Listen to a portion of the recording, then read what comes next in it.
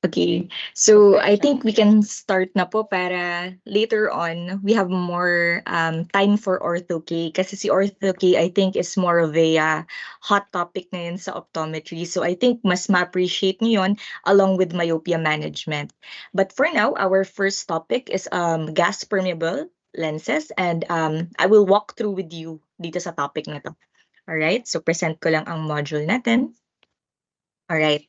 So our module for today, let's start muna pala. So I am Doc Bernadette Novero Lazaro and I am the Professional Affairs Manager of Contact Lens and Consumer Division at GB Vision Care. So mostly I handle interns and of course yung mga product trainings and yung mga specialty contact lens trainings in the department. And of course kasama din sa akin si research and development. So again, if you have any questions regarding contact lens practice or products or mga fitting guide, please feel free lang po to message me. You can get in touch with me po through Ma'am Leonora. Kung sakali po later on, she can give you my number or yung email ko. So if you have any inquiries or questions, feel free po to message me. Okay? So our first module, again, like I said, is about gas permeable fitting. Now, let's start with the process. So for me and Doc Joffrey, ang importante, let me get laser point. Okay. Ang important talaga to have good success in the contact lens practice is your preliminary examination and yung examination or assessment itself. So this foundation, kahit pa medyo alanganin yung fit ng contact lens nyo, if you have a good case history taking with your patient plus examination, okay, yung test na pinoperform, kaya natin siya i-troubleshoot. So this is what we call the foundation ng contact lens practice, which is your preliminary examination or case history, and yung examination, which involves refraction, slit lamp, and yung K readings. Okay? And ultimately, ang tinatawag nating success in the contact lens practice is what we call yung 3 Cs. Okay? The 3 Cs is yung comfort. Of course, that means your patient does not feel any burning sensation, komportable siya, very happy siya with the lenses. The next one is clarity, making sure that your patient has good vision pag suot niya yung contact lens. And of course, kaya nga siya in the contact lens in the first place is para kumbaga mas ma-improve yung vision niya, quality of life with the contact lens. So that's one of our goal. And lastly is to have consistency. Consistency meaning na yung patient mo is most likely babalik sa'yo. Okay? Because of course, we all know in the contact lens practice, nangyayari talaga yung what we call na dropouts. Meaning, pagkatapos sila mag-contact lens, after a few weeks of using it, biglang ayaw na nila gamitin ulit or gagamitin lang nila seasonally. So that's what we call dropouts and yun ang iniiwasan natin in the contact lens practice. Okay? Alright. So in preliminary examination, like I said kanina, this is your case history taking. So it's important to get vital informations about your patient para mabigyan natin siya ng magandang management in the end. So in preliminary examination, of course, you get the name of your patient, address, contact number, date of birth, and of course, yung relevant details of their visual needs. So dito kami very obsessed ni Doc Joffrey. So we usually ask our patient, ano yung work niya? Because of course, yun ang day-to-day routine ni patient eh. So we have to understand anong type yung environment na meron siya, anong habits yung meron siya in the workplace. Per se, sabihin natin baka matagal talaga siya mag-computer, matagal talaga siya sa paperwork. So we have to understand that kasi in contact lens, of course, very vital ang material.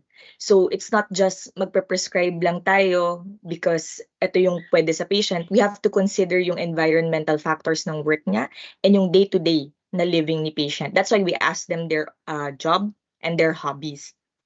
Another thing is if the patient drives. So this is another thing uh, Doc Joffrey always asks the patient. It's because what he told me, little story lang, is that Doc Joffrey kasi he worked in London as an optometrist. So in London, yung license na binibigay nila to drivers, kailangan ang visual acuity na meron yung patient is 20/30 or better. per se na yung patient na yun is na-aksidente or nakakos ng accident. In London, if they trace na ang problem was the vision of the patient, usually natatanggalan ng license yung attending optometrist or ophthalmologist. So that is one vital part na laging tinatanong ni Doc Joffrey. Kasi in other countries, if they trace back na ay hindi napasa siya sa driving test and then meron pala siyang visual problem, usually nababalikan talaga yung eye doctor. So here in the Philippines, ang updated natin is kailangan 2040, okay, sa LTO. So yun yung pinaka-updated. But in other countries, kailangan 2030 or better. Right? So that's very vital na visual needs that we have to ask our patients para mabigyan sila ng proper management. Of course, we have to dig deeper sa case history taking, and therefore we will ask our patient, why are they here? Meaning, ito yung tinatawag natin na chief complaint. So, what is the reason for your visit? Why are you here to see me now? Okay? Yan ang dapat na tinatanong natin yung patients natin. At the same time, we ask our patients, what are your expectations? And why do you want to wear contact lenses? So these two questions na to is basically para lang mas maintindihan natin or i-level natin yung expectation ng patient natin when it comes to contact lens practice. Kasi, of course, they wear contact lens. Malinaw talaga makikita nila. But wearing contact lenses comes with high maintenance. So hindi lang naman yan pagkasuot nila, okay na eh. Most likely, babalik pa kayo after a month, after 3 months, after 6 months, just to check yung corneal integrity, what type of eye lubricants are you using, what type of solution are you using. So it's very high maintenance. In these types of questions, mas malalevel natin yung expectation ng patients as well as bigyan mo na sila ng glimpse kung ano ang paggamit ng contact lens. Of course, it's more tedious compared to wearing eyeglasses. Okay, so dapat as much as possible, nai-inform na kaagad yung patient. Just give them a glimpse while you are doing your case history. If your patient has a existing contact lens, no, you have to ask them, ano yung average wearing time nila? Ilang oras nyo kaya po suot yan? Mga 8 to 10 hours po ba? 10 to 12 hours? So this is very important para pag mag-recommend ka ng material dun sa patient, definitely keep in mind mo. Okay? Yung kumbaga day-to-day work, kumbaga work schedule niya or day-to-day na wearing time pag ginagamit yung contact lens. Another is yung wearing time today. Usually, ito tinatanong namin siya sa patients who are constant na gumagamit talaga ng contact lens on a daily basis. So the reason we ask this is kasi when we do the assessment, we usually want our patients to be wearing the contact lenses pagpasok nila. Okay? So it's very different, no? In optical setting kasi, gusto nila pinapatanggal yung contact lens and then i-check up si patient.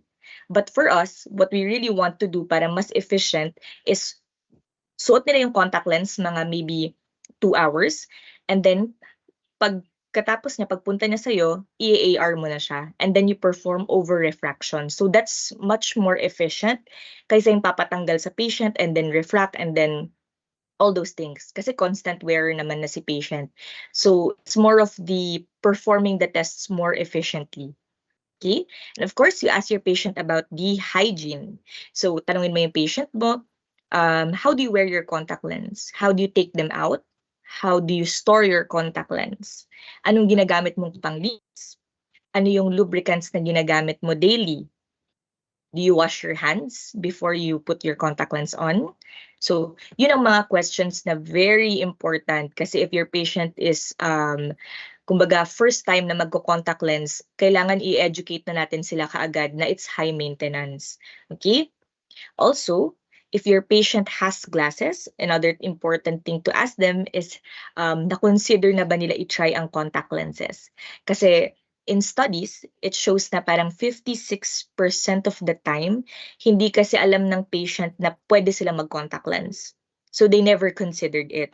Hindi sila nabigyan ng other option than glasses. Kaya ang nangyari tuloy, they walk out of the shop na glasses lang alam nila. But in reality, pwede pala naman sila mag-contact lens. Hindi lang pala na-offer. So this is, kumbaga, good type to practice. Usually, tanungin nyo na lang yung patient nyo. Pag medyo, high myop, or medyo how do you call this, mataas ang cylinder, i-ask nyo na sila, have you tried po contact lenses? Are you considering po na to try contact lenses? Just so mag-open up yung conversation to them. Okay? Of course, another thing that is very vital is your general health, personal ocular history, and yung family history. More of kailangan talaga natin siya in terms of sa management. So we have patients na may mga systemic na disease such as hypertension and diabetes na of course alam naman natin nagko-cause ng fluctuation sa grade. At the same time, affected kasi yung external eye na integrity. Minsan may dahil sa maintenance nila, they are more prone to dry eyes. So with that being said, importante talaga na malaman yung general health history, personal ocular history, and family history ni patients so that when we manage them, it's not just eyeglasses or contact lens. Holistical yung approach natin. So it's more of we can give you this management, glasses or contact lens, plus prevention of further damage. Okay? So bibigyan mo sila ng eye drops kung nagda-dry yung eyes nila.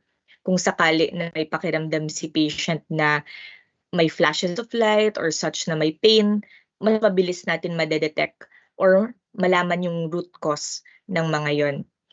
Okay? With your history, case history taking. Okay? So the next one, after preliminary examination, so dun pa lang medyo mahaba na. But what Doc Joffrey kumbaga ang tinuro niya sa akin is that when you ask the proper questions to your patient, you'll be able to manage them, okay, more effectively. So that's a good thing to bring in the practice. Okay, so we move on to examination. So in examination, there are three important parts, which is yung refraction, your slit lamp examination, and your keratometry or topography. Pero most of the time, no, in practice, realistically, kahit naman keratometry, okay na yun eh. Okay? So, in slit lamp examination, you have to check these. Sorry, hindi pala lumabas lahat yan. So you have to check all of these parts. Kasi syempre, if may makita tayong inflammation or irregularity or abnormality, dun pa lang sa external eye ni patient, they are probably not a good candidate for contact lens. Okay? Kasi syempre, it's more of binibigyan na lang natin sila ng other management rather than i-risk natin sila i-contact lens and then biglang magkakaroon ng problem in the end.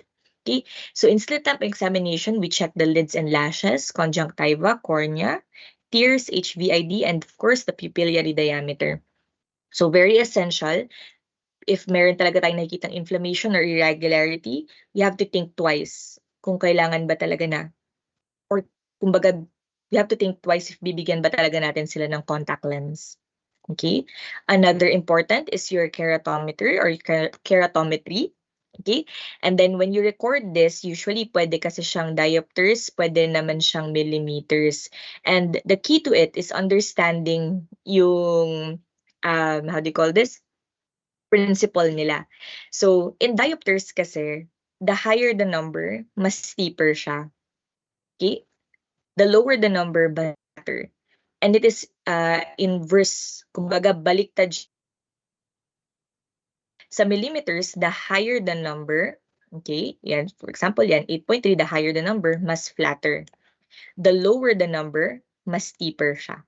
In millimeters. Okay? So just, dito kasi marami talagang nalilito. So, you just have to keep in mind na inverse kasi yung relationship nila. Sa millimeters, pag mas mababa, steeper. So, automatic sa diopter, baligtad siya. The smaller the number, mas flatter. The higher the number, mas steeper siya. Okay? Okay. So, when you're going to explain to your patient the management that you're going to give them, importante talaga ang communication. So, when you talk to your patient, kailangan as much as possible, you have to be confident. Of course, kasi pag nag-explain ka and may nakikita si patients ng hesitation in your body language or the way you speak, of course, magdadalawang isip din siya. But it's not just for you guys, no? It's also for other doctors kasi talaga namang may time na mahirap i-explain talaga si contact lens. It's because they're not seeing the management in our point of view bilang eye care practitioners.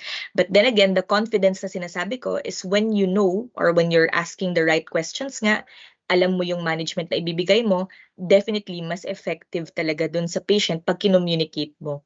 Mas maintindihan nila, mas aware sila sa nangyayari, at the same time, because of those two factors, mas malaki yung possibility na they will agree with you. Okay? So, kailangan lang talaga as much as possible, have a good communication with your patient. Kailangan very educated and aware sila. Therefore, you have to tell them, you patient, yeah, malinaw magiging vision mo.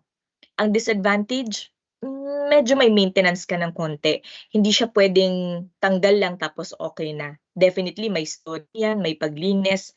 You have to be transparent to your patient para ma-level yung expectation nila. Next is you have to tell them the different lens materials. Marami tayo kasing klase of materials and they differ because of their oxygen permeability. Now, of course, naturally, pag mas maganda talaga yung material, syempre, mas mahal, okay? Mas mahal talaga ang contact lens.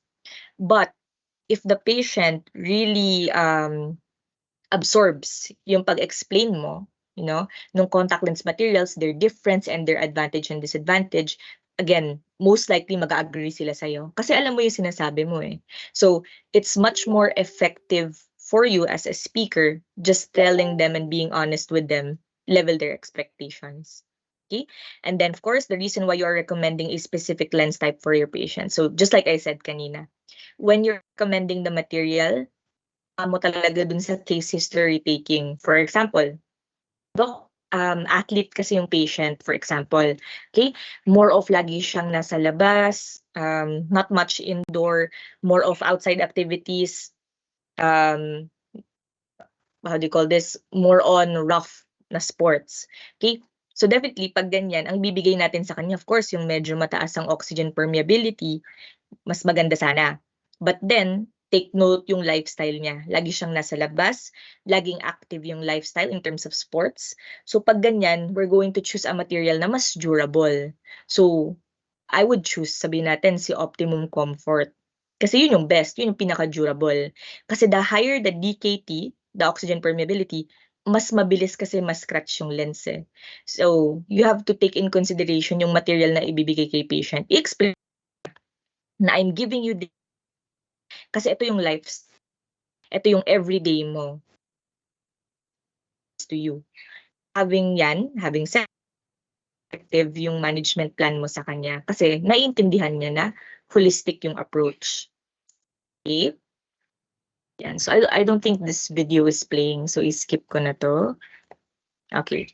So next process is the trial fitting. Okay, so dito na yung medyo confusing talaga. So in trial fitting, I can summarize this into 3 steps, which is your determine the base curve, determine the total diameter, and determine the back vertex power. Okay.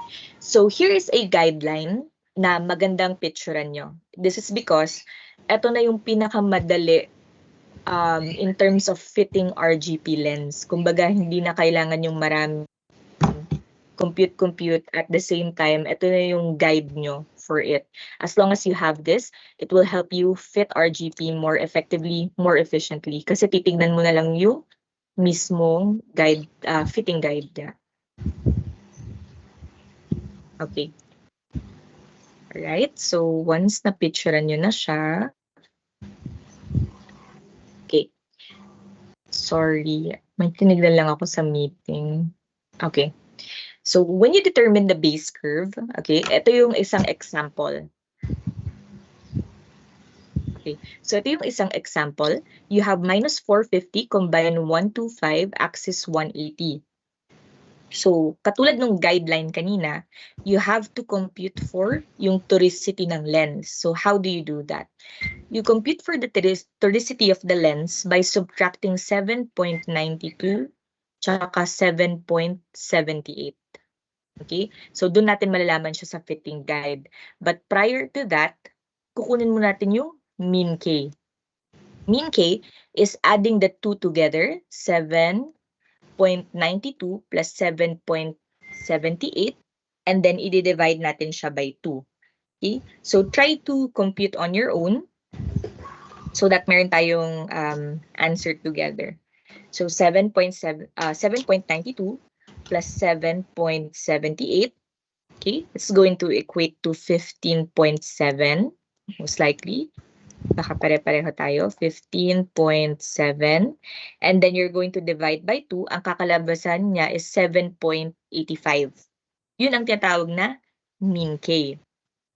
Now that you have your mean K, you have to compute for the toricity of your lens.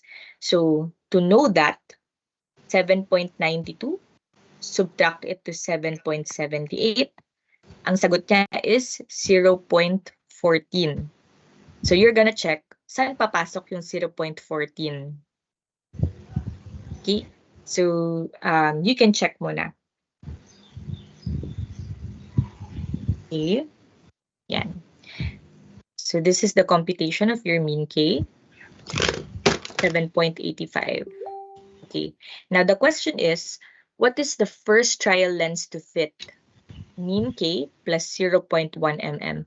Again, yung 0.1 m is because of yung guideline kanina. Okay?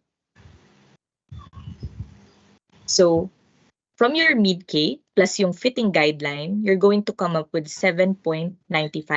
Therefore, ito yung initial base curve na gagamitin natin for the fitting. Okay. And of course, pag titignan na kasi natin yung fit ng RGP sa patient, it is very important to note na you can't put too much fluorescein because too much fluorescein will cause ganyan. Parang masyado ng scattered, you won't have a good fluorescein pattern na makikita. So, as much as possible, kailangan konting touch lang and then after that, okay na. And a demonstration for that is, wait lang. Let me share with you guys. Okay. So here is itsura. Pag ilalagay niyo yung fluorescein.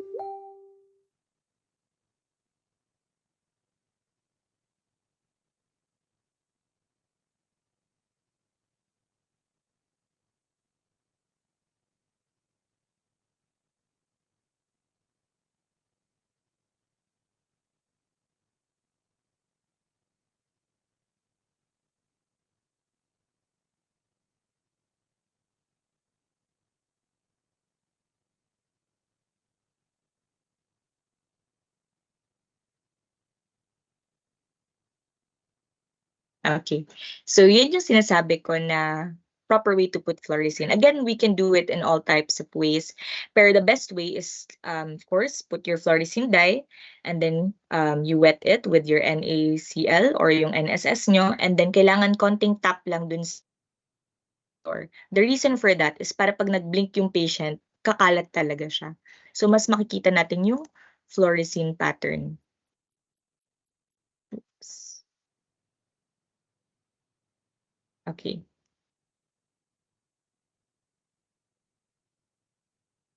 Okay, let me skip this part ha kasi I don't think magpe-play yung video.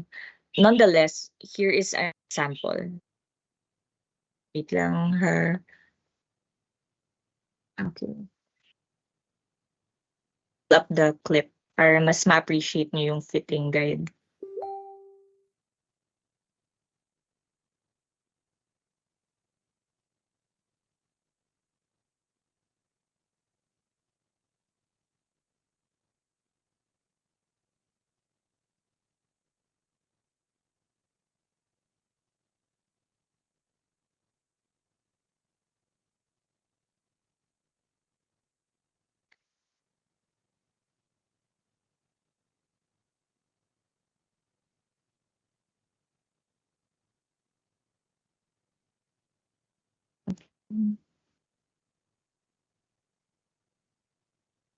Okay. Right. So visible na ulit yung screen ko. So our initial lens was 7.95, but your mean K is 7.85. So I'm going to show you clip para mas ma-troubleshoot nyo on your own. So you can decide anong base curve nga yung ganong itsura. Okay? So I'm going to start with this one.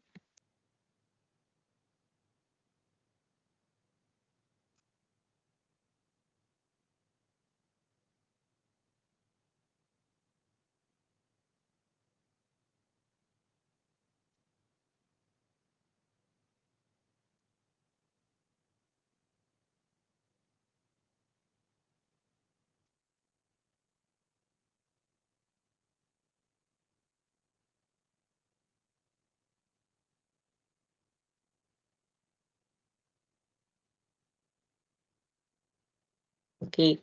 So now that you've seen it, ibig sabihin dito sa picture na to, it doesn't quite look good kasi meron tayong tinatawag na central pooling dito sa gitna.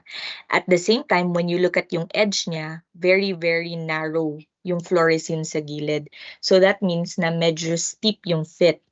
Now that you know kanina na 7.85 is yung mean K, it looks steep.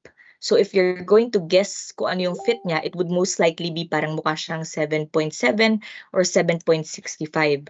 And actually, it is 7.65 talaga siya. Okay? So this is what it looks like. Parang masyadong steep yung itsura nung lens. Another is this one. Okay? So on your own, you can assess. Again, in mind, 7.85 yung mean K. Look at yung fit niya. How does it look so far? Okay. For me, if I were to this no, keep it in mind, parang maganda naman yung fit niya, to be honest. Okay yung gilid. I don't see any pulling. But then I have video dito para mas ma-appreciate niyo ulit yung fitting niya. Okay.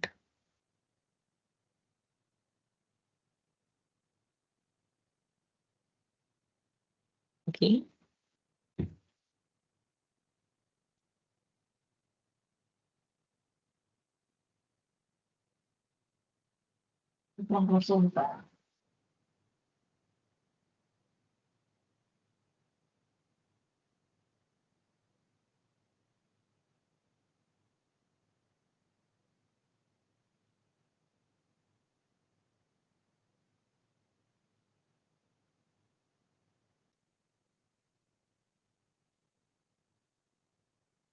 Okay. So now that you've seen yung video kanina, as you can observe, mute ko lang ha and replay ko yung video. Pag nag-drop down yung contact lens, pagilid siya. Okay? So you can see na medyo nagsa-side ng konti when the lens goes down. And then yung pag-drop niya, very instantly. So yung fit, it looks okay. Pero yung movement niya, medyo 50-50 tayo doon. But then again, okay naman yung itsura eh. Yung fluorescent pattern is good. It's just that yung movement, medyo hindi tayo happy doon. But keep in mind, yung fit na yan. Okay? Kasi mukha naman siyang okay. In terms of that, ang fit niya is actually 7.85, which is our mean K. So, looking at it, dapat nga eksakto siya eh. Pero when you look at the movement, not much. May mga ganun talagang times na because of the trial fitting, mas ma-uncover natin ano ba talaga yung tamang base curve for the patient. Okay? So keep that in mind. Okay? Nakita niyo na yung 7.65, which is steep. We flatten it, naging 7.85. Now, let's have a look at this one. Okay? Again, same. Yung mean K is 7.85. What base curve do you think this is? Okay? Yung itsura niya. Look at yung gilid. Alright, itong sides niya. Sorry. Sorry for the drawing. Look at the sides. Look at the central part. Anong makikita? Okay. Right. And then once you see that, I'm going to play yung video niya. Oops.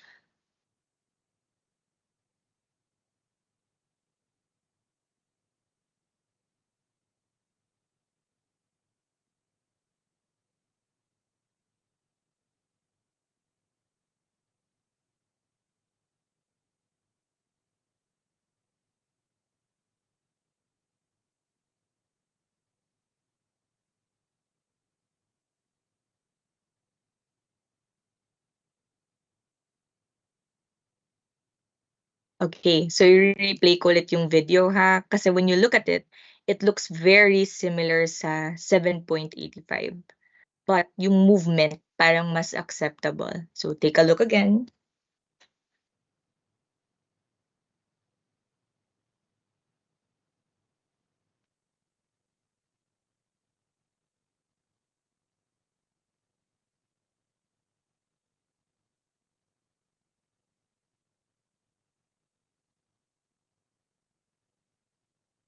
Good.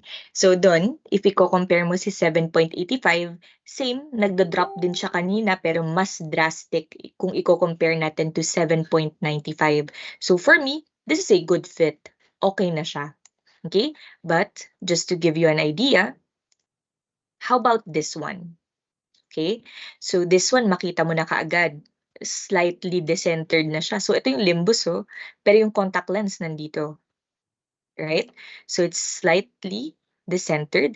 Tapos yung edge lift niya, dito sa gilid ng contact lens, makapal na makapal yung fluorescein. Okay? So again, just to give you an idea, meron din tayong fitting niyan. And I will show it to you para mas makita nyo ano itsura ng flat.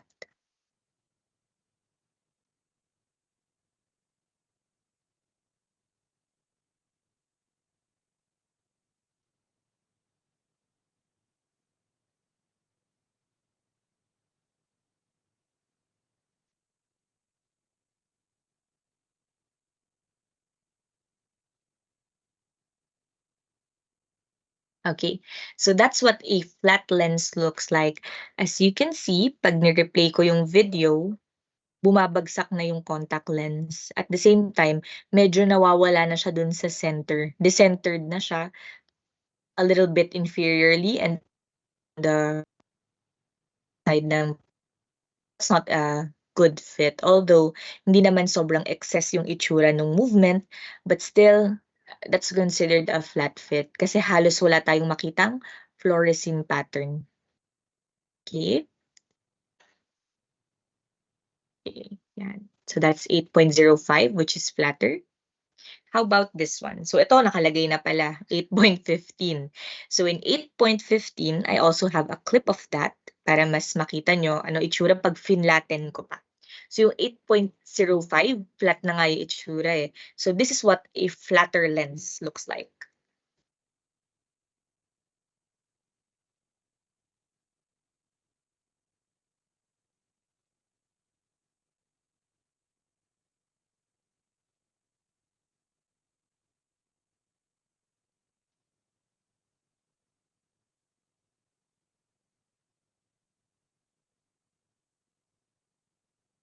Okay.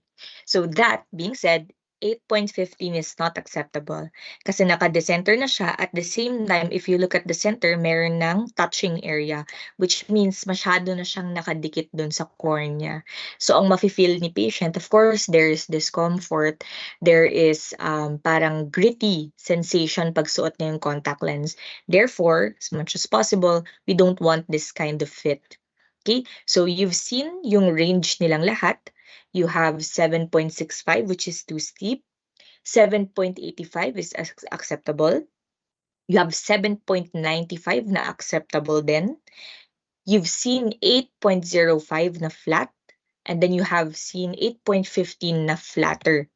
That being said, that judgment, meron na kayong mapipili kung anong contact lens yung best. And in that context, for me, okay, 7.85 and 7.95 is both good choice.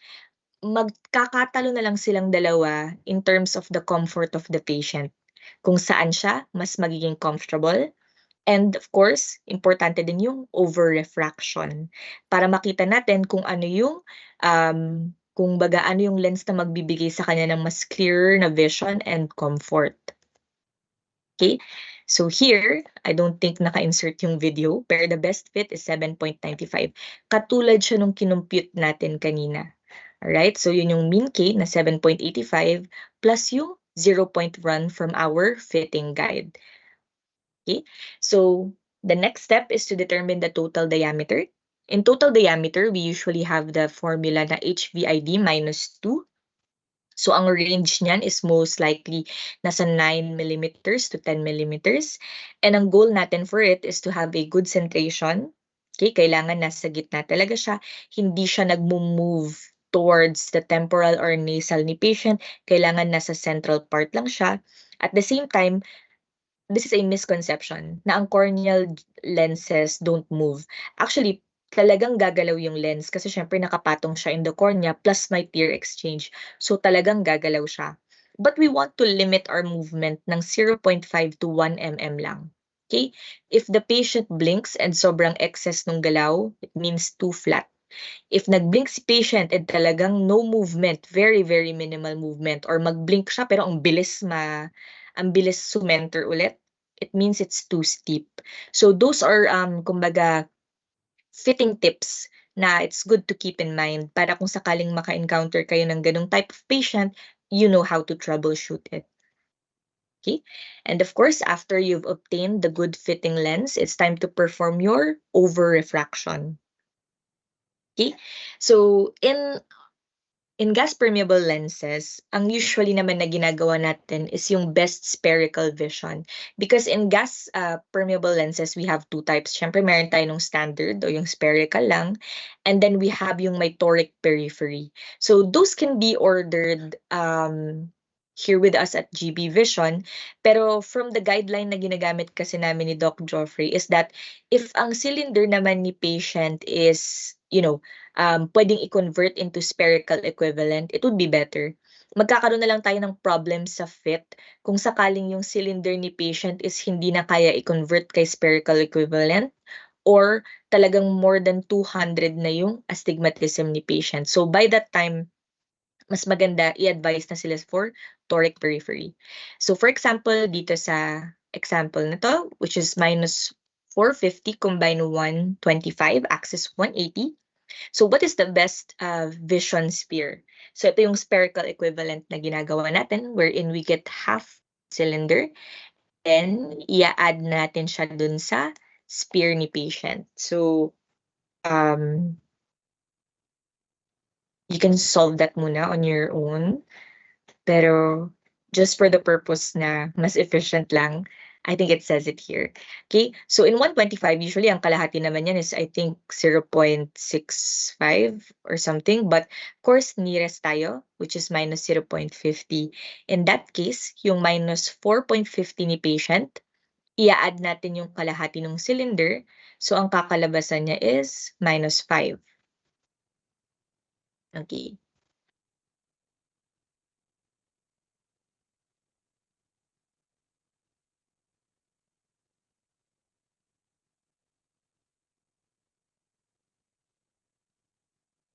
Here in over-refraction, kasi usually ang trial lens na ginagamit namin ni Doc Joffrey is minus 3.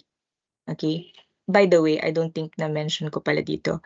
Yung corrected for BVD, ito yung tinatawag natin na DCL. So from yung best sphere ni patient nyo, you have to convert it into contact lens power, which is 4.75. Okay? So pag gagawin niyo na yung over-refraction, you have to have your patient wear the contact lens, okay, yung trial lens na sinasabi, and then magpapatong na kayo ng phoropter or your trial frame, and then maglalagay ka na ng lens, obtain the best visual acuity ni patient.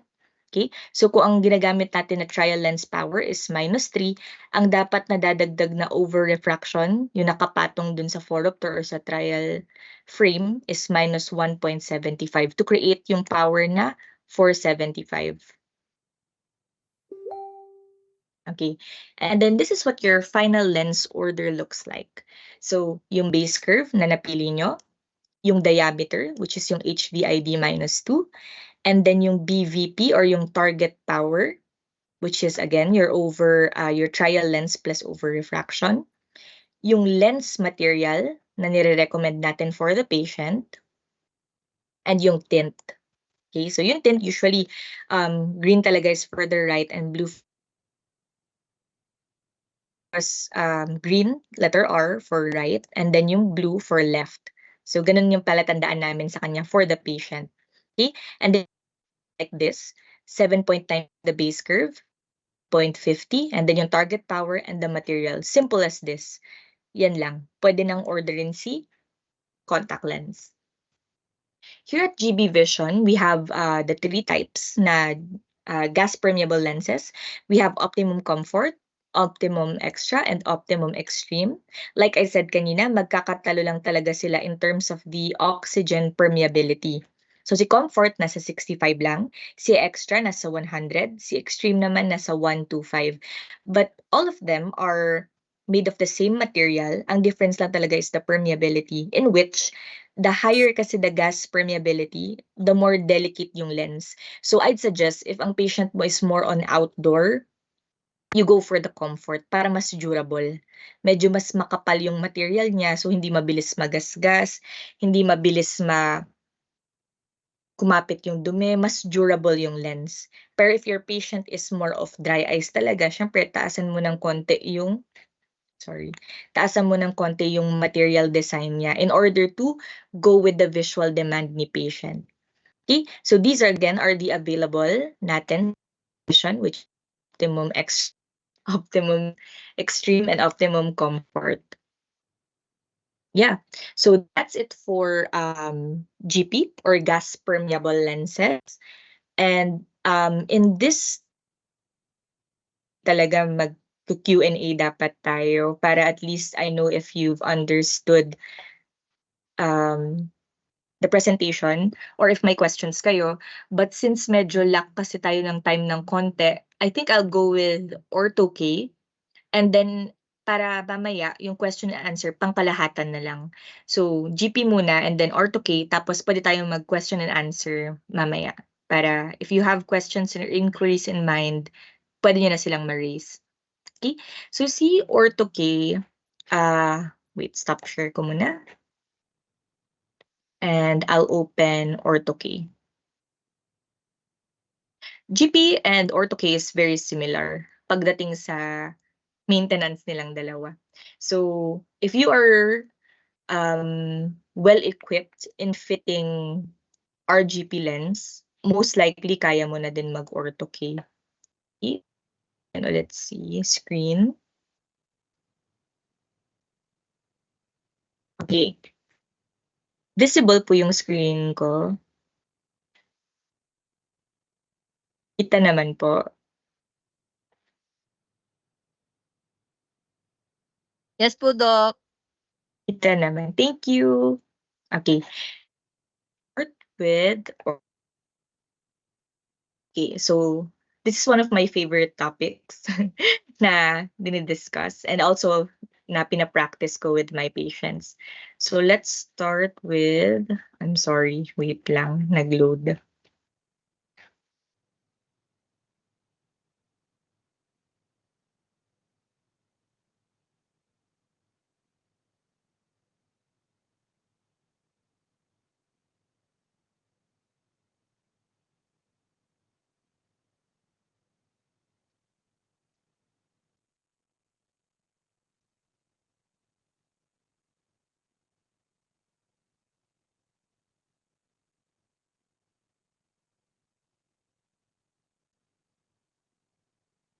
Wait lang, sorry, medyo matagal mag-load.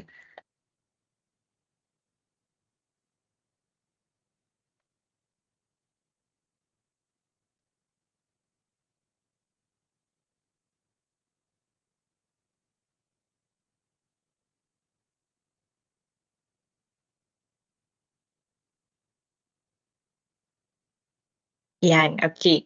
So for today, our agenda is, of course, to understand myopia and how Ortho-K is reshaping vision. Okay, so this is very basic. Of course, we all know this. So what is myopia?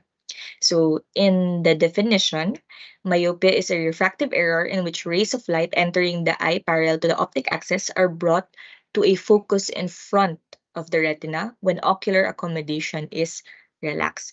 So myopia is caused by three anatomical factors. Okay? Number one, of course, is yung elongation ng eyeball kung masyadong mahaba, yung curvature ng cornea, and of course, yung dioptric power ng crystalline lens. And of course, the term we use for this is nearsighted. Okay? Okay. So myopia is considered to be multifactorial, meaning it's not just genetics na nagkukos ng development ng myopia in kids. Okay? Definitely, genetics only compromises of 30% of that. Kaya nga may mga patients tayo na bata pa, and then ang vision naman ng parents nila is good, pero yung bata may grado. So it does happen. So it's not just genetics that causes the development of myopia. It's also the environment and lifestyle factors. So si genetics, more of 30% lang siya. If the parents are myopic, most likely magde-develop si baby ng myopia. Kung one parent, the probability doubles. Pero kung ang parent is both na merong myopia, mag 5 to 6 times yung probability na mag-develop din yung bata. Now, moving on to the patients na good naman yung eyesight parents, but nagtaas na grade or it's again because of the environment and lifestyle factors ng bata. So it's around 70% according to studies na pag ang bata is less than 1.5 hours outside or stays 3 hours or more sa near work, magde-develop yung myopia niya by 2.6 times. So this slide is just basically saying na it's not because yung parents have good vision, hindi na nila isususpect yung child na may grado. Kasi di ba meron tayong mga ganong patients na the parents, the mother, the father will get checked. Pero yung bata, they assume na there's nothing wrong with the child. Kasi parang okay naman siya, doc. Wala naman ako napapansin na kakaiba. Okay? But of course, as a future eye care practitioner, you should always encourage na kami ni Doc Joffrey, we always say kailangan as much as possible, nasa 6 years old pa lang or 5, ma-check na kaagad yung bata if may refractive error. Just to make sure na pag pumasok siya ng school, hindi siya mahihirapan in terms of learning. Okay? So the implications of myopia. In this slide, you will see na myopia is not just refractive error na short term. Definitely, the condition can stem up to a long-term risk. Okay? Kasi nga sabi nila, pag ang myopia is mas mataas, mas malaki yung possibility na mo na mag-develop ng these types of risk factors or implications, which are glaucoma, retinal detachment, and yung myopic maculopathy. So, if the myopia of the patient is around -1 to -3, mas lumalaki yung odds na mag-develop sila ng ganitong implications. The higher the myopia, mas mataas talaga ang possibility, okay, na makapag-develop sila ng ganitong risks. This slide is basically saying na walang safe level ang myopia. It's not because -1 lang si patient or -150 na ganun na lang, hayaan na lang natin sila to walk out with just glasses. Of course, you have to properly educate them na the best way to prevent these types of damages from happening is managing their myopia yun, or right. Okay, so the bigger why. Let me just show you this. Okay, the bigger why is that number one, we want to give our patients good quality of life. Meaning, yung patient natin, katulad ng kaninang sabi ko, is we have to approach them holistically. We don't want them to walk out of the clinic just with glasses or contact lenses. Like I said kanina, we have to help them prevent further damage. That's by monitoring, comprehensive na eye checkup, and of course, yung tinatawag natin na advising, yung magsasabi ka ng thoughts mo on their condition, proper education, teaching the patient. That gives them a more better chance of quality of life rather than hahayaan mo lang umalis yung patient because you've just addressed the refractive error. As an ECP, as a future practitioner, you have to dig deeper. Kailangan talaga more involved ka, not just the vision, but holistically. Mostly pag bata yung hinahandle natin. Okay? Another is the economic consequences. There are studies, okay, na ang main reason kung bakit bumababa ang economic factors natin is because we have a lack of manpower. The lack of manpower is caused or one of the causes there is myopia. It's because pag mataas ang grado ng worker and then bumagsak siya sa performance rate, okay? Poor yung performance niya because poor yung visual quality. Malaki yung possibility na yung work efficiency niya is maapektuhan and yung work capability is maapektuhan din. So para siyang nag-domino. Just because of a refractive error ni patient, maapektuhan yung kanyang working quality, okay? Yung efficiency niya sa trabaho, maapektuhan. Ang mangyayari, poor yung productivity ng company, maliit yung possibility na magkaroon sila ng, how do you call this, production na mas higher than before. It's because some of the workers are have refractive error, ayaw magpa-check or ayaw mag-glasses. So, dito, it's basically saying na ang myopia is not just health concern ngayon, but it's also a economic concern. So, these are the factors na kailangan i-keep in mind talaga when we check our patients. Of course, when we have our own clinic, it's not only offering them quality of life, pero we have to make sure na yung work nila or yung makadagdag tayo sa work efficiency nila. Because that's our goal. Okay, next is we have the International Myopia Institute or the IMI. So this is a collaboration of the World Health Organization and the Brian Holden Vision Institute, wherein they dive into advanced research and education. They help in terms of mag-research, okay, in order to determine ways to combat myopia globally. Okay, so here is a global snapshot na tinatawag natin, wherein if you look at the percentage, okay, or the rate of myopia seen in children, ang tataas. If you look at USA, Hong Kong, China, Singapore, and such, ang tataas ng percentages ng myopia in children. So, in this study, they are saying na because of these high percentages, pinipredict nila na by 2050, 5 million na yung myopes. And then, also, by 2050, 1 billion na yung high myopes or yung talagang matataas ang grado, -5 higher. It's because nakikita natin by this na talagang tumataas yung percentage and then hindi siya siguro masyadong nagi-give too much attention in combating myopia, therefore tumataas. Kailangan na natin gumalaw as future eye care practitioners. So, myopia is already becoming a leading cause of permanent blindness worldwide. Hence, even though nakikita nyo ngayon na nakikita nyo yung percent, it looks really parang nakakalungkot naman ng may myopia. But then, let's look at the opportunity here. Ngayon na nakikita nyong mataas siya, I hope that this inspires you along the way na you want to dive into the practice of optometry, such as pediatrics, contact lens, and of course, myopia management. Okay. So in this map, okay, is the prevalence of myopia in children and adults across the world. So, tataas din. There are a lot of percentages na are eye-catching, which means talagang alarming rate na siya.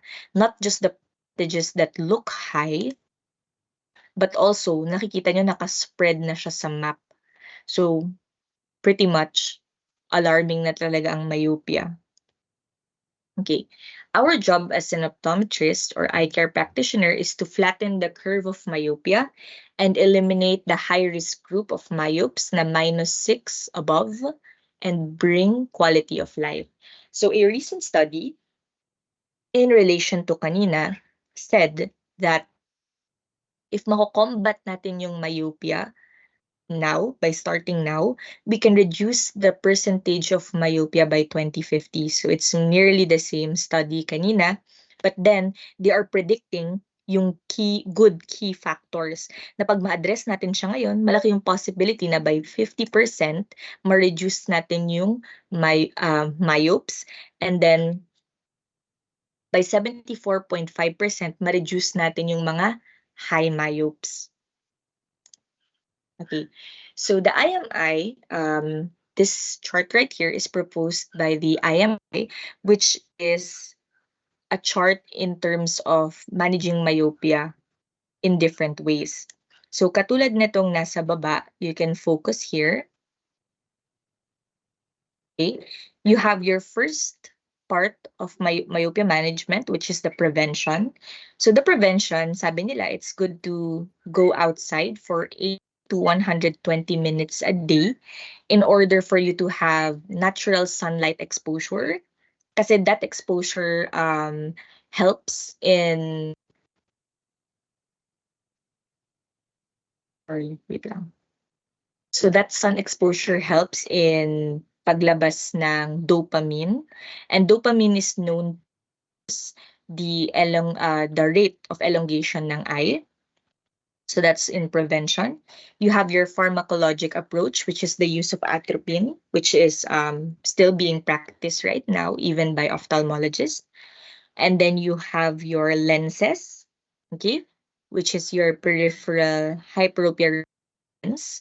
Yun is my MyoCare, MyoSmart, MyoPilux. Those are lenses na are really made to manage myopia. And then, in contact lens, you have yung dual focus, you have EDOF, and then you have orthokeratology. Okay? So here at GB Vision, we have the three. In lenses, we have MyoCare by Zeiss. And then in contact lens practice, we have extended depth of focus or EDOF. And then we have orthokeratology. So we're going to dive into ortho-K further. Okay, so yan. Okay. So how ortho-K is reshaping vision? Here are the topics that we're going to tackle. How does ortho-K work? What do I need and how do I fit ortho-K? And what to do during the day of dispensing and follow-ups. Okay, so ortho-K, just a little fun fact. Doc Joffrey said na ang ortho-K daw originated from China. It's because before, the Chinese people, they use bags na may mga sand or rocks and then pinapatong nila on their eyes when they sleep para in the morning, mas clear yung vision. But that was, kumbaga, the idea of ortho-K. Kumbaga, naglalagay lang sila ng heavy items on top of their eyes tapos the next day, malinaw yung vision kasi na-flatten yung harap eh. But the main breakthrough happened in 1960s, okay, when practitioners noticed na yung corneal lenses na finifit nila flatter than the usual base curve can help reduce myopia. Okay, so doon nagkaroon ng starting idea to fit corneal lenses na mas dikit dun sa cornea para mas ma-flatten. And our third generation na orthokeratology now, we use permeable lenses na tinutulog ni patient, okay, in order to reduce or eliminate yung refractive errors. The advancement of research and technology can do. Definitely, it just started from a simple idea. And then it started nagkaroon ng spark by fitting corneal lenses flatter. And then now, we have already utilized that idea and meron tayong lenses available for sleeping. Okay, so ideally, this is what an ortho-K lens fit looks like. Kailangan meron kang 0.5 millimeters na distance between the lens and yung mismong limbus. So this is what it looks like ideally. Let's dive into this more later on. Okay? So our cornea is around 500 microns thick, okay? From the epithelium pababa dun sa endothelium. And 50 microns of that is your epithelium. That epithelium estimates up to -6 diopters. So, ang taas, right? So, this is the idea of ortho-K is to flatten this 50 microns para yung 6 diopters na yon is kumbaga ma-remove or ma-reduce. Okay, so how does it work? So, it reshapes the anterior corneal epithelium by creating a squeeze film force. So, here is the cornea. Okay? And then between the lens and cornea, dapat meron ka ditong siguro 10 to 15 millimeters ng tears. Okay? And then yung lens mismo. The lens here is a little bit flatter, which will create a positive push force. And then the cornea from the inner part with the tears will create a negative pull force. So ang mangyayari, mapa-flatten nila si cornea. 5 to 15 micrometers. Now, it's very different from standard single vision lenses. It's because pag single vision lens lang ang ginagamit, okay, magkakaroon kasi siya ng tinatawag natin na peripheral hyperopic shift. So, magkakaroon siya ng signaling outside of the retina. So, ang mangyari, magti-trigger si brain na, ay, kailangan natin habulin yung stimulation na yon, in which ang mangyayari, mag-elongate tuloy si eyeball. Unlike the theory behind ortho-K, which is the peripheral refraction theory, in which dahil finlatin mo yung harap, okay, finlatin natin yung cornea, lahat ng light rays coming from infinity will land on their corresponding parts in front. So ang mangyayari, walang stimulation na mangyayari dito sa labas, which will definitely reduce the rate of elongation ni eyeball. So, by this term, maganda siya for myopia management. Okay.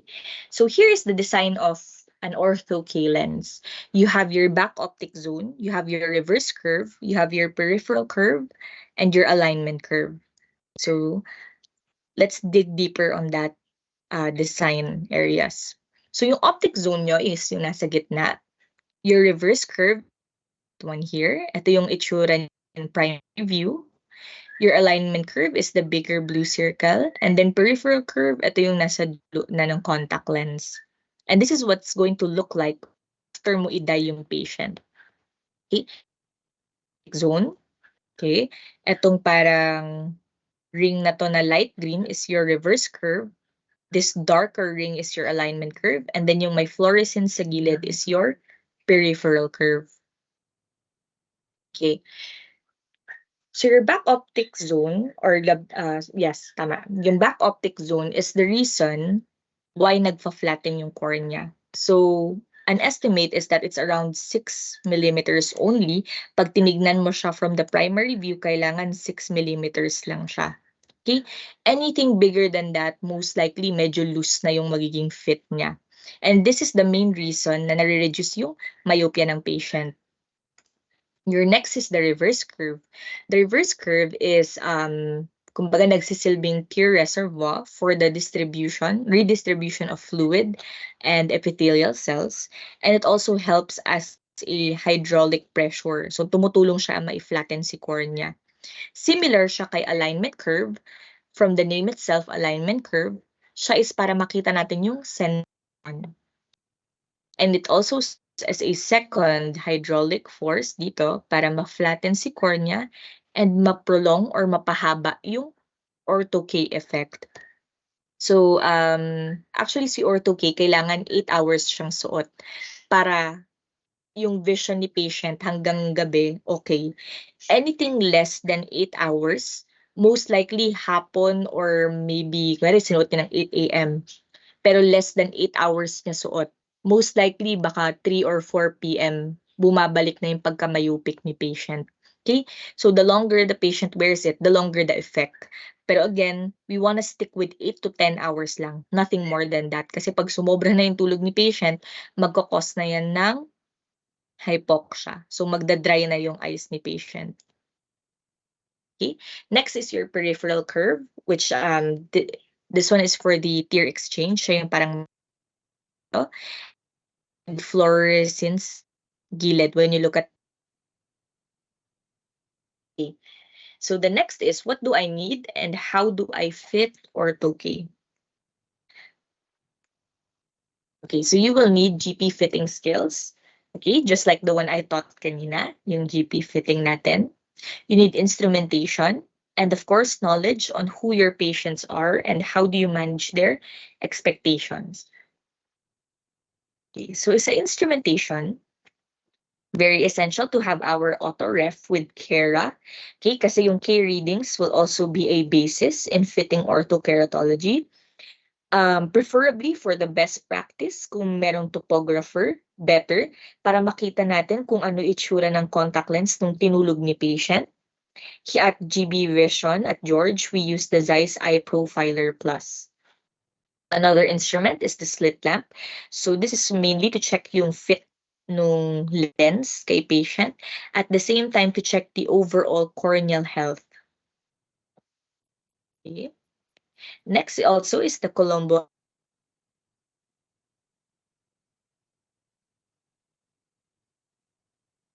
values. Pero ang important dito is of course the axial length and the keratometry para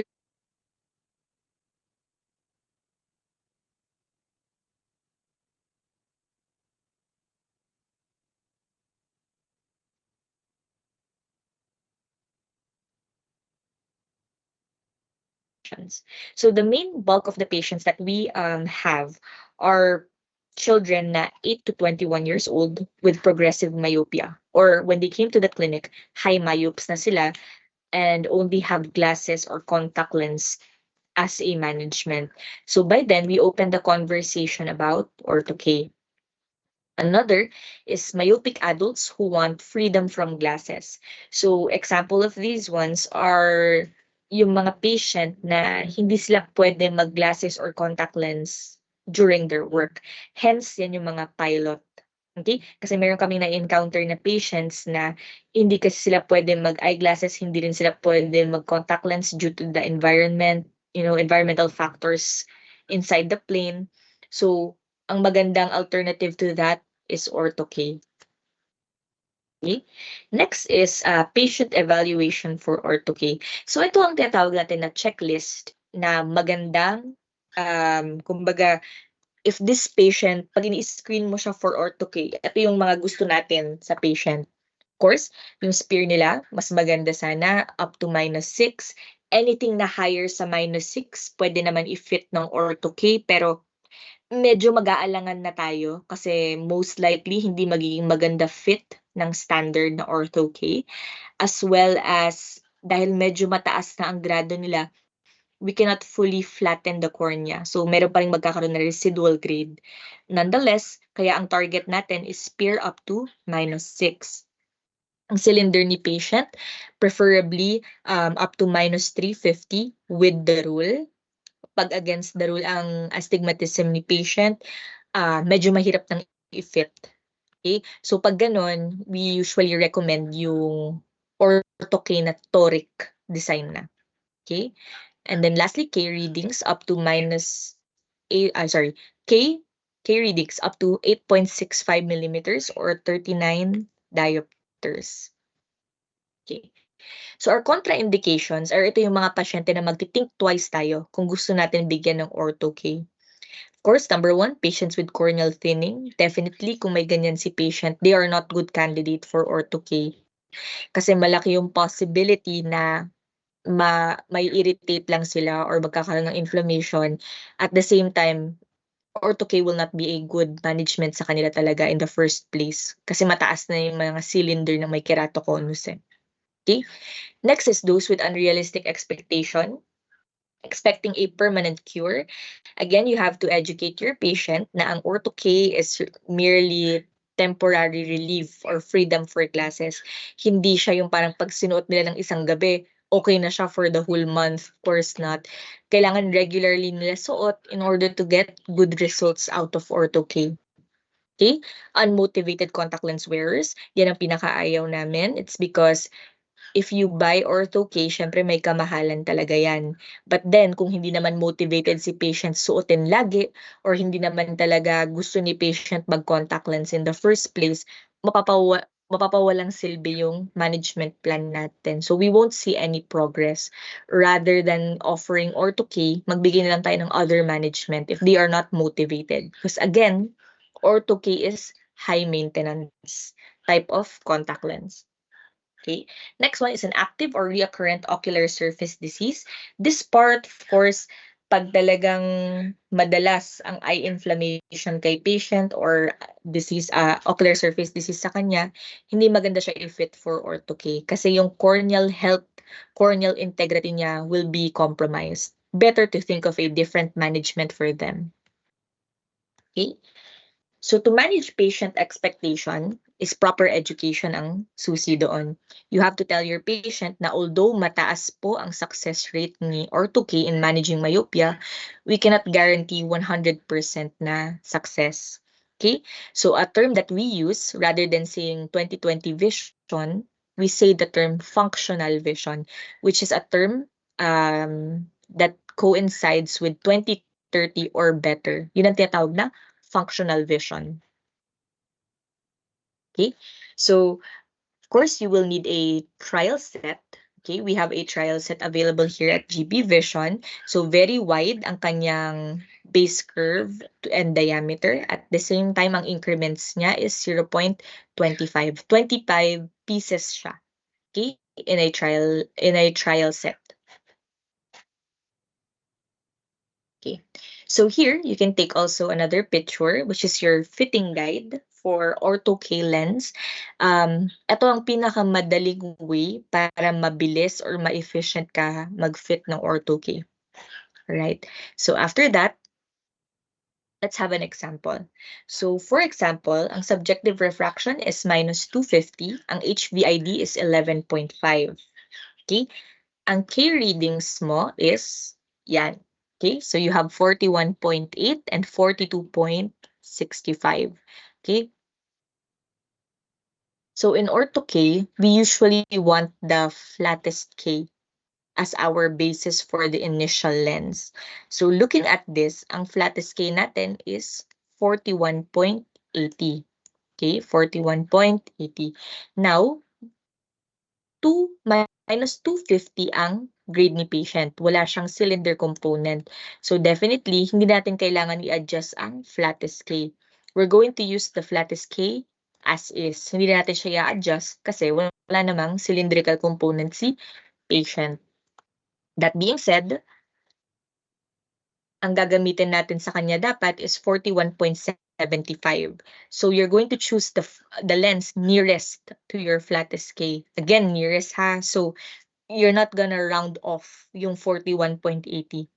You're going to use yung nearest lens sa kanya, which is 41.75. Okay, so you're going to evaluate using your fluorescein. Again, this is what an ideal or optimum fit na ortho-K looks like. Okay, you're gonna look at the lens centration, lens movement, and lens diameter. Okay, so here is an example of a tight fit. Narrow ang kanyang edge lift. Okay, so when you look at yung peripheral, very, very thin yung fluorescence. Okay, meron kang makikitang air bubbles dun sa may reverse curve. Okay, that indicates a steep fit. Okay, and you troubleshoot it by flattening. Okay, so from galing tayo kanina from 41.75, if you're going to flatten the lens, remember na pag i-flatten natin siya, kailangan yung value niya is lower. Okay, so from 41.75 to 41.50. Okay, sorry. Sorry.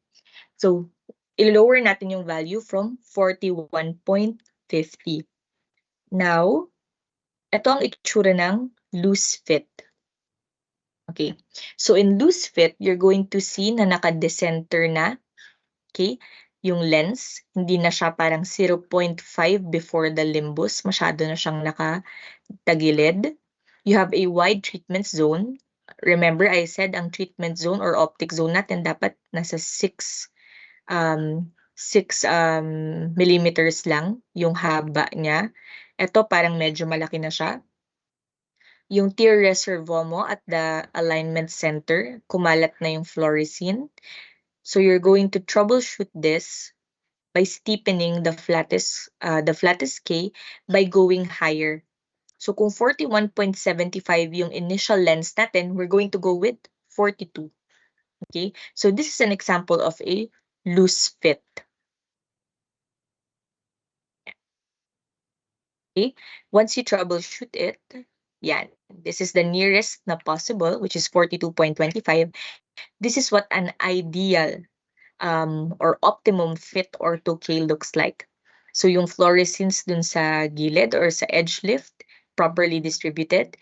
Dun sa AC, walang any distribution or parang tears dito. Yung reverse curve natin is green na green dito. Walang any decentration dito, nor are there any tears na kumakalat sa gilid. And your optic zone or your treatment zone is at a good diameter and naka-locate sa center. So this is an optimal fit na ortho-K lens. Okay, so you can take a picture of this again. This is a slide that summarizes yung itsura ng ortho-K lens depending on their fit, as well as how to troubleshoot them. So this is maganda para kung sakali na makalimutan nyo on how, para lang nakasummarize na siya, here's a table. So labas ko lang muna to. Yan. So an optimal fitting lens will have these parameters. Of course, number 1, katulad ng sabi ko, minimal lang yung treatment zone. Nasa right diameter siya. Next, your reverse curve will show a dark green ring na clear, walang any distribution of tears. Yung AC zone mo is clear, wala ding any tears or any distributions. And then yung edge lift mo will help in terms of removal. This means na pag tinanggal mo yung ortho-K lens, madali lang. Hindi siya yung kumakapit or magkakaroon ng indention. Okay. So once optimal yung fit, you're going to perform over-refraction. So habang suot ni patient yung trial lens, mag-perform ka ng over-refraction.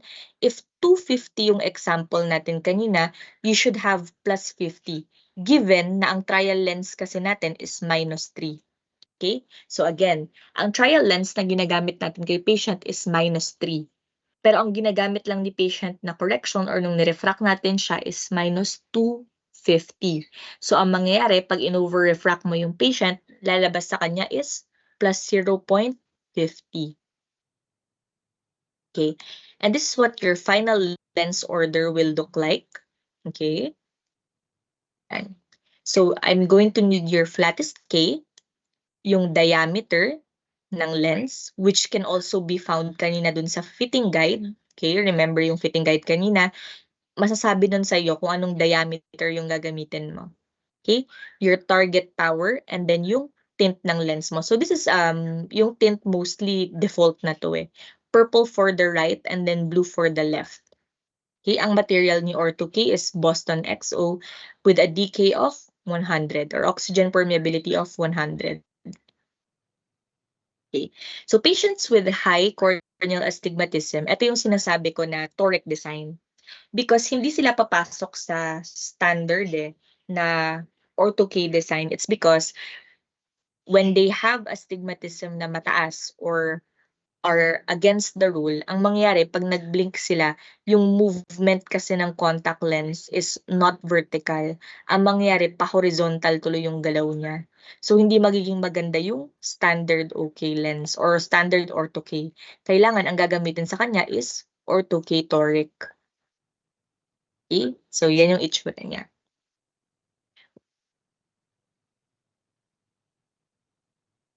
Ang standard natin is spherical lang, equal lang yung toricity amongst the lens. Pero pag sa toric design, meron siyang area na steep zone para ma-hold yung contact lens into place. If-flatten yung gilid niya para yung pag-upo ng contact lens while the patient is sleeping is at an optimal position. Okay, so you're going to fit patients with ortho-K toric if your patient has limbus to limbus na astigmatism. Hence, yung sasabi kong against the rule. You have superior or inferior steepening or elevation, which is makikita nyo dito, yung range ng elevation niya. And then, decentered corneal apex or yung steepening nandito sa may ilalim or wala siya sa may center. Yan ang mga patients na magandang i-fit ng ortho-K toric. para pag sinuot nila, saktong-sakto yung position ni lens doon sa cornea. Okay? Yan. 2 hours kami.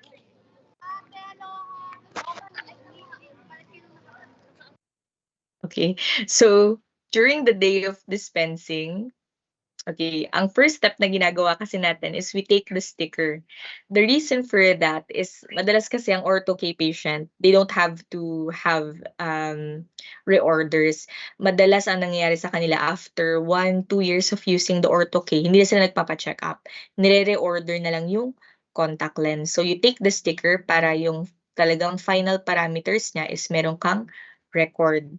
Afterwards, you ask the patient to insert the ortho-K lens and remember to use Optiv Fusion, okay, o yung eye drops natin para pag sinuot niya, walang bubbles. Okay? And then you dye the patient para makita natin under fluorescein pattern. Okay. So once okay ka dun sa fit, you're gonna check the following. So you're going to check the visual acuity habang suot ni patient yung lens, and then you're going to perform over refraction ulit. Kailangan may makuha kang plus 0.50 or plus 0.75. Acceptable na yon. If ever na hindi, medyo mas mataas pa dito sa 50 or 75, it means you have to change yung grade or you have to refit the contact lens. Okay? And then afterwards, pag happy ka na dun sa nakuha mo na VA and over refraction, you have to teach your patient proper education ulit. How to insert, how to remove, and remember na part talaga ng paggamit ng ortho-KC, Optiv Fusion. Kailangan gagamitin siya ni patient before insertion ng contact lens and pag tinanggal na niya yung contact lens. Pang-rehydrate kasi si Optiv Fusion. Okay? And of course, yung hygiene. So sa hygiene, we'll get into that right now. Si Optiv Fusion is lubricant na ginagamit natin, which is very much used in the ortho-K practice. So ang ginagawa natin dun sa patient, before nila ilagay yan, kailangan papatak muna sila sa mata. Okay? And then pag ilalagay na nila si ortho-K parang pa-bowl. Tapos lalagyan nila ng Optiv Fusion up to the contact lens brim hanggang mapuno yung contact lens tapos i-insert. Okay? So, ganun siya sinusuot and then matulog na si patient. Para habang tulog siya, well-hydrated yung cornea. Okay? And then we also have that in unit dose, which is good for pediatric patients kasi ito yung isa-isang capsule lang. So, preservative-free siya at the same time, very good siya kasi on the go lang. So, maliit lang ito. Okay? Unit doses. Next, for the hygiene, you have your Manicare, which is yung ginagamit na daily solution talaga for our hard contact lenses. And then you have your once a week na ginagamit na si Progent. Okay? So si Manicare is for your cleaning, disinfecting, storing, rinsing, and wetting. So ang good lang siya for 90 days, 3 months, and then after nun, kailangan i-dispose mo na siya. Okay? So ito yung ginagamit natin na contact lens solution for ortho-K. Next is your Progent na ginagamit usually siguro once every 2 weeks para lang matanggal yung mga deposits. Okay? Kasi may mga patient na bumabalik, nagko-complain na malabo yung lens. Yun pala, hindi naman malabo. Usually, madumi lang yung lens. Okay? So, in this box, you have, it says your 5 doses, pero alam ko 7 na siya ngayon. You have your vial A and vial B. Ilalagay mo siya dito sa casing na to. Ilalagay mo yung contact lens, kakabit mo siya dito. And then, isusok mo yung contact lens for 30 minutes. Okay? After 30 minutes, take out the lens, wash with Manicare, tapos pwede na ulit suotin ni patient. Okay? Yan. Okay. So, Progent, yan. So, this is what it looks like before Progent. Madumi na madumi yung lens because of the accumulation of deposits. Pero pag after mo siyang isok, magiging clear ulit yung contact lens. So, the reason we do this, or yung ortho-K lens, the reason we do this is kasi nga dahil tinutulog ni patient, or minsan the hygiene is not much up to date, kailangan merong Progent si patient para every 2 weeks nalilinis extensively yung contact lens. Okay? So again, For the care system, your daily use is si Manicare, yung weekly use mo si Progen, and then what you're gonna use for the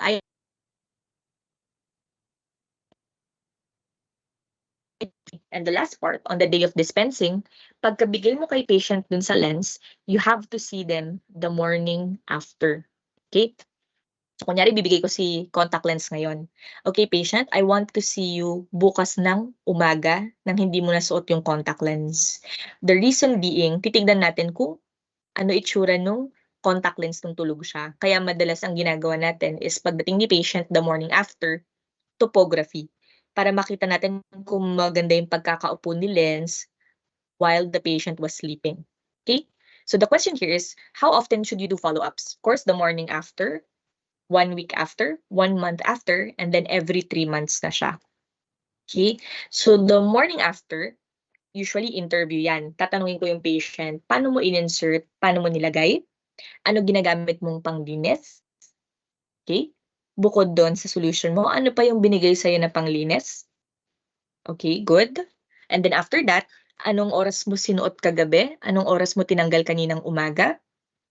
Okay, so those are questions na para lang ma-reinforce or ma-re-educate mo yung patient. Malaman mo talaga sa kanya kung talagang nagawa ba niya yung routine or hindi. Kasi before that, pag tinuro mo naman sa kanya yung proper wearing, removal, hygiene, wearing time ng ortho-K, they should be able to answer you correctly kung talagang ginagawa nila. If ever hindi, well, we have to re-educate the patient. Okay, next is your perform auto refraction. So dapat as much as possible, meron pang ano yan, meron pang grado kasi the morning after pa lang eh. Pero definitely dapat may makita ka ng change kahit konti dun sa refractive error ni patient. And then of course, like I said, you do topography para lang makita mo kung ano yung itsura ni lens nung natutulog yung patient. Afterwards, you check unaided vision. So most likely, hindi pa naman talaga magiging functional ang vision ni patient kasi 1 day pa lang eh. Usually, it takes around a week bago makakita talaga tayo ng difference in terms of the refractive error ni patient. Okay? And then when you're going to perform refraction sa kanya, dahil nga may residual grade, may makukuha ka pa rin, pero reduced amount naman na. After that, you're going to perform slit lamp. Make sure lang na walang any lens indentions, walang any inflammations, nor scratches. And then pag everything is okay, you appoint or sabihin mo sa patient mo na bumalik siya after 1 week, preferably afternoon. Okay? Now, in the afternoon, after 1 week, bumalik na siya. You're going to check the same parameters. Interview ka ulit, paano sinuot, paano tinanggal, ano ginagamit for the hygiene. I-review mo lang ulit yung patient mo. Tignan mo kung nakasanayan niya na yung routine.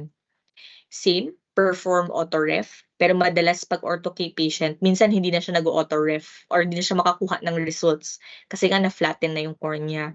Okay? And then do topography, same. Dahil para lang makita natin kung ano yung itsura ni contact lens, ni ortho-K nung tulog si patient. And then, you check unaided vision. By this time, 1 week after, kailangan na-achieve na ni patient yung functional vision niya. Okay, like I said, usually 3 to 4 days bago may makita yung difference. Pero it's around 7 days na talagang may functional vision na si patient.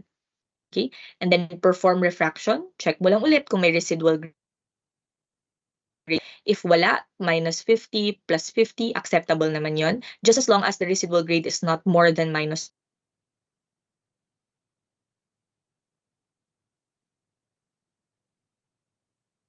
1 or plus 1. Damage for the corneal entity, general health ng cornea ni patient. And then lastly, pag happy ka na dun sa mga results, you will schedule your patient 1 month na ulit. Okay? Now, yung 1 month and 3 months after, same routine lang naman sila. So, katulad nung ginawa mo in the morning after and the 1 week after, same lang silang lahat. Kailangan uniform para lang makita natin kung ano yung changes through the months. Okay? So, yeah. So our take-home message, this is summary lang of what we should always remember, is that right now in our current state, no, globally, mataas na talaga ang incidence ni myopia. So our job is to flatten the curve and eliminate high myopia and give quality of life. Of course, as an eye care practitioner, future eye care practitioner, we should dive into different myopia management options. So not only eyeglasses, but sana ma-consider nyo din in your practice si Ortho-K. Okay? Kasi there are a lot of studies that have really shown effectiveness ni Ortho-K in controlling myopia in children. So this is a good practice to have once you are already practicing sa uh, clinic, okay, or sa kanya-kanyang careers ninyo. So it's very nice to have this type of option other than eyeglasses and yung talagang contact lens na daily use. Of course, we cannot stress this enough na kailangan good ang communication nyo with the patient and the parents. So in order for you to have an effective management, kailangan well-aware tong si parent, well-aware si patient. The better they understand what you're trying to do, the better na magko-comply sila with your management plan. Okay? And lastly, of course, because of course, we are all optometrists. Together, let's make a difference in flattening the curve of myopia incidents. And of course, hopefully you've learned something today and na-inspire kayo in practicing Ortho-K or gas permeable fitting. So I think this ends my lecture on Ortho-K and RGP fitting. So we stop share ko na siya. Okay. Yan. So I think done na. If you have any questions po, feel free i-ask right now habang may time tayo.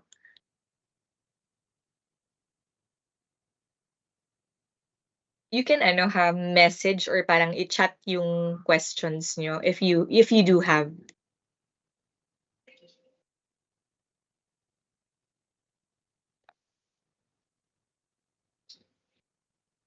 Huwag kayo Doc, mahiya, I will mag-question try lang to kayo. ask one po. Hello po, Doc. Hello, Doc. Yes po. Ay, okay. Paano ko hindi ako naririnig? Doc, ano kasi? Dok, medyo mahina ka, Doc Bon. Ay, wait lang po. Ano po siya? Before, nagkaroon kasi kami ng concern a few nung last year. Kasi last year kami nag-start po ng GP fitting also for students dito sa Lyceum. So, Ako, Doc.